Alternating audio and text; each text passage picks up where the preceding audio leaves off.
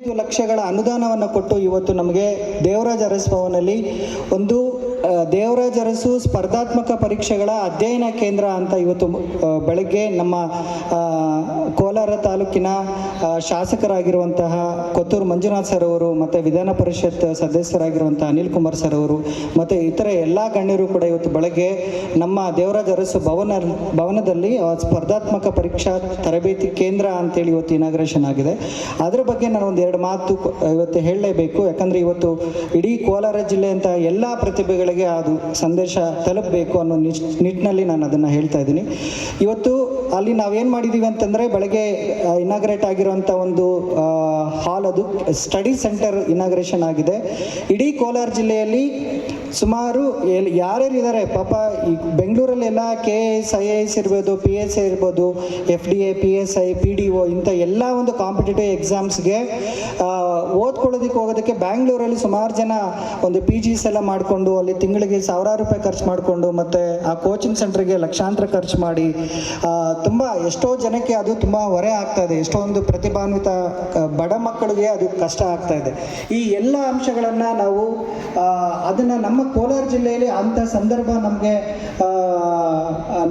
ಅದನ್ನು ಸ್ಟಾರ್ಟ್ ಮಾಡಲೇಬೇಕು ಅನ್ನೋ ಒಂದು ಹಂಬಲ ಮತ್ತು ಅದೊಂದು ಸ್ಪಾರ್ಕನ್ನು ನಮಗೆ ಕ್ರಿಯೇಟ್ ಆಯಿತು. ಅದೊಂದು ಉದ್ದೇಶ ನಮಗೆ ಸಿಕ್ತು.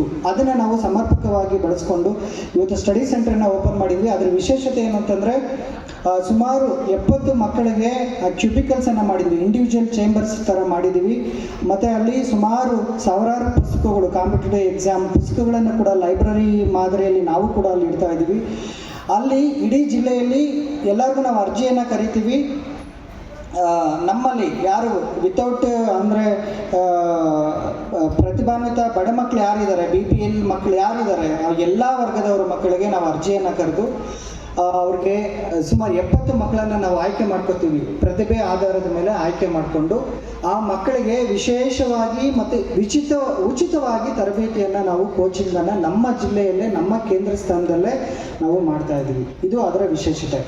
ಅದ್ರ ಜೊತೆಗೆ ಏನು ಅಂತಂದರೆ ಪ್ರತಿದಿನ ನಾವು ರಾಜ್ಯ ಮಟ್ಟದ ಸಂಪನ್ಮೂಲ ವ್ಯಕ್ತಿಗಳು, ನಿಮಗೆ ಕೋಚಿಂಗ್ ಸೆಂಟ್ರಿಗೆ ಹೋದರೆ ಯಾರ್ಯಾರು ಸಬ್ಜೆಕ್ಟ್ ವೈಸ್ ಎಕ್ಸ್ಪರ್ಟ್ಸ್ ಅಂತ ಕರಿತೀವಿ, ಜನರಲ್ ಸ್ಟಡೀಸ್ ಇರ್ಬೋದು, ಹಿಸ್ಟ್ರಿ ಇರ್ಬೋದು, ಕಾನ್ಸ್ಟಿಟ್ಯೂಷನ್ ಇರ್ಬೋದು, ಕರೆಂಟ್ ಅಫೇರ್ಸ್ ಇರ್ಬೋದು, ಮೆಂಟಲ್ ಎಬಿಲಿಟೀಸ್, ಈ ಥರದ್ದೆಲ್ಲ ನಾವು ಬೆಂಗಳೂರಲ್ಲಿ ಅಲ್ಲಿ ಕೋಚಿಂಗ್ ಸೆಂಟ್ರಲ್ಲಿ ಇದ್ದು ಯಾರೆಲ್ಲ ತುಂಬ ಫೇಮಸ್ ಆಗಿದ್ದಾರೆ ಅವ್ರನ್ನ ಇಲ್ಲಿಗೆ ನಾವು ಪ್ರತಿದಿನ ಕರೆಸಿ ನಾವು ಅವ್ರಿಗೆ ಕೋಚಿಂಗನ್ನು ಕೊಡ್ತೀವಿ. ಅದ್ರ ಜೊತೆಗೆ ಪ್ರತಿದಿನ ನಮ್ಮ ಜಿಲ್ಲೆಯಲ್ಲಿರುವಂತಹ ಎಲ್ಲ ಅಧಿಕಾರಿ ವರ್ಗದವರು, ಇಲ್ಲಿರುವಂಥ ಎಲ್ಲ ಅಧಿಕಾರಿ ವರ್ಗದವರು ಕಷ್ಟಪಟ್ಟು ಓದಿ ಕಾಂಪಿಟೇಟಿವ್ ಎಕ್ಸಾಮ್ಸಲ್ಲಿ ಪಾಸ್ಔಟ್ ಆಗಿರುವಂಥ ಸಾಧಕರೇ ಆಗಿರೋದ್ರಿಂದ ಅವರಲ್ಲೂ ಕೂಡ ನಾವು ಪ್ರತಿದಿನ ಒಂದು ದಿನಕ್ಕೆ 2 ತಾಸು ಅಥವಾ 1 ತಾಸು ಈವನ್ DC ಅವರು ಇರ್ಬೋದು, SP ಸಾಹೇಬ್ ಇರ್ಬೋದು, CEO, ಎಲ್ಲ ಜಿಲ್ಲಾ ಮಟ್ಟದ ಅಧಿಕಾರಿಗಳು, ತಾಲೂಕು ಮಟ್ಟದ ಅಧಿಕಾರಿಗಳು ಯಾರಿದ್ದಾರೆ ಕಾಂಪಿಟೇಟಿವ್ ಎಕ್ಸಾಮ್ ಬಗ್ಗೆ ಅವೇರ್ನೆಸ್ ಇದೆ ಮತ್ತು ಅದರಲ್ಲೇ ಅವರು ಶ್ರಮಪಟ್ಟು ಓದ್ಕೊಂಡು ಬಂದಿದ್ದಾರೆ, ಅವ್ರನ್ನೂ ಕೂಡ ನಾವು ಪ್ರತಿದಿನ ಅಲ್ಲಿಗೆ ಕರೆಸಿ ಉಚಿತವಾಗಿ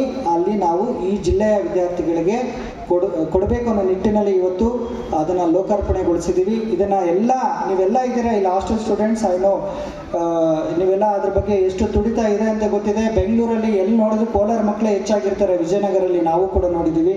ಯಾವ ಊರು ಅಂತಂದರೆ ಕೋಲಾರ ಅಂತಾರೆ, ಮುಳಬಾಗ್ಲು, ಬಂಗಾರಪೇಟೆ, KGF, ಶ್ರೀನಿವಾಸಪುರ, ಮಾಲೂರು, ಪ್ರತಿ ಒಂದು ಕೋಚಿಂಗ್ ಸೆಂಟರ್ ಹೋದರೆ 50ರಿಂದ 100 ಮಕ್ಕಳು ಇರ್ತಾರೆ. ಅದರಲ್ಲಿ 10-15 ಮಕ್ಕಳಾದರೂ ಕೋಲಾರ ಜಿಲ್ಲೆಯವರು ಇದ್ದೇ ಇರ್ತಾರೆ.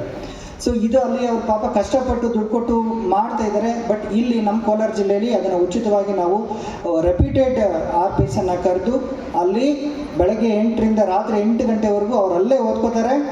ಅಲ್ಲೇ 4 ಅವರ್ ಕೋಚಿಂಗ್ ಆಗುತ್ತೆ, ಇನ್ನು ಮಿಕ್ಕಿದ 4 ಅವರ್ ಅಲ್ಲೇ ಸೆಲ್ಫ್ ಸ್ಟಡಿ ಮಾಡ್ಕೋತಾರೆ. ಬುಕ್ಸ್ ಎಲ್ಲ ಅಲ್ಲೇ ಇರುತ್ತೆ. ಅದಕ್ಕೊಂದು ಟೀಮನ್ನು ನಾವು ಪ್ರಿಪೇರ್ ಮಾಡಿ ಟೈಮ್ ಟೇಬಲನ್ನು ಕೊಟ್ಟು ಸೆಲೆಕ್ಷನ್ ಪ್ರೊಸೆಸ್ ಎಲ್ಲ ನಾವು ನಾಳೆಯಿಂದನೇ ಸ್ಟಾರ್ಟ್ ಮಾಡ್ತೀವಿ. ವಿತಿನ್ 8-10 ಡೇಸಲ್ಲಿ ನಮಗೆ ಬ್ಯಾಚ್ ವೈಸ್ ಒಂದು ಬ್ಯಾಚ್ಗೆ 70 ಜನ, ಅವ್ರಿಗೆ ನಿರಂತರವಾಗಿ 3 ತಿಂಗಳು, ಅದೇ ಥರ ವರ್ಷ ಪೂರ್ತಿ ನಿರಂತರವಾಗಿ ಅಲ್ಲಿ ಉಚಿತವಾಗಿ ನಾವು ಅಲ್ಲಿ ಕೋಚಿಂಗನ್ನು ಕೊಡ್ತಾ ಇದ್ವಿ. ಇದು ಇವತ್ತು ಉದ್ಘಾಟನೆಗೊಂಡ ದೇವರಾಜ ಅರಸು ಸ್ಪರ್ಧಾತ್ಮಕ ಪರೀಕ್ಷೆಗಳ ಅಧ್ಯಯನ ಕೇಂದ್ರ